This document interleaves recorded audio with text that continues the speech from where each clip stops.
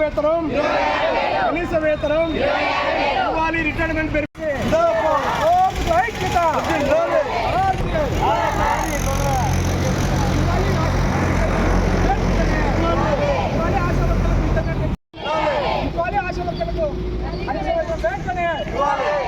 కనీస వేతనం ఉద్యోగులుగా ఆశా వర్కర్లు మెడికల్ ఉద్యోగులుగా ఆశా వర్కర్లు మెడికల్ ఉద్యోగులుగా ఆశా వర్కర్లు మెడికల్ ఉద్యోగులుగా 5 లక్షల రూపాయలు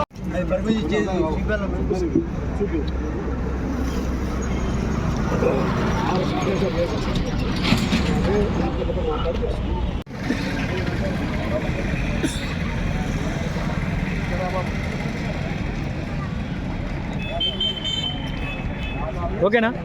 కనీస వేతనం కనీస వేతనం కనీస వేతనం కనీస వేతనం.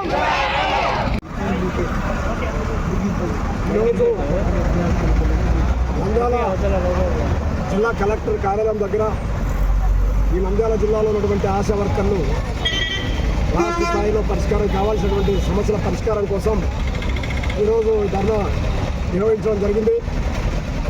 ఆశా వర్కర్లు ప్రధానంగా గత అసెంబ్లీ ఎన్నికల సందర్భంలో అప్పుడున్నటువంటి అధికారులు రాష్ట్ర ప్రభుత్వం ఆశా కార్మిక సంఘాలతో చర్చలు జరిపి సమ్మె జరిగినటువంటి సందర్భంలో ఆశా వర్కర్లకు కనీస వేతనం 26,000 ఇస్తాము అని చెప్పేసి ఆ రోజు హామీ ఇచ్చారు. రిటర్న్గా సమ్మె సందర్భంగా రిటర్న్ కూడా మెడికల్ ఉద్యోగులుగా గుర్తించి వారికి పర్మనెంట్ చేస్తామని, సంక్షేమ పథకాలని కూడా వాళ్ళకి అమలు చేస్తామని చెప్పేసి, వాళ్ళు ఏదైనా మరి మరణిస్తే వాళ్ళకి అంత్యక్రియలకు 20,000 రూపాయలు చెల్లిస్తామని, అలాగే అనేకమైనటువంటి డిమాండ్స్తో ఈరోజు సమ్మె ద్వారా మీటింగ్స్ ద్వారా హామీ ఇచ్చారు. అయితే ఈరోజు అధికారంలోకి వచ్చినటువంటి చంద్రబాబు నాయుడు గారు ఆయన వచ్చిన ఎన్నికల సందర్భంలో కూడా చెప్పారు, ఎవరైతే మహిళా కార్మికులు ఉన్నారో ఆశా కావచ్చు, మిగతా రంగాలకు సంబంధించిన వాళ్ళు కావచ్చు, వాళ్ళకి కనీస వేతనం ఇస్తారు, వాళ్ళందరినీ నేను ఆదుకుంటాను.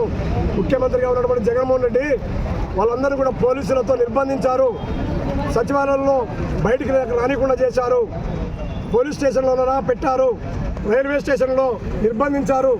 నేను అధికారంలోకి వస్తే ఆదుకుంటామని చెప్పి ఇప్పుడు ముఖ్యమంత్రిగా ఎన్నికల్లో గెలిచొచ్చినటువంటి చంద్రబాబు నాయుడు హామీ ఇచ్చారు. ఈరోజు అడుగుతా ఉన్నాం, 5 నెలలు పూర్తయింది. మీరు మినిట్స్లో ఆ రోజు రాష్ట్ర ప్రభుత్వం హామీ ఇచ్చింది, ప్రభుత్వ ఉద్యోగులకు గుర్తిస్తామన్నారు, కనీస వేతనం 26,000 ఇస్తామన్నారు. ఈరోజు ధరలు చూస్తే విపరీతంగా పెరిగిపోయినాయి. ఇబ్బడి ముబ్బడిగా ఈరోజు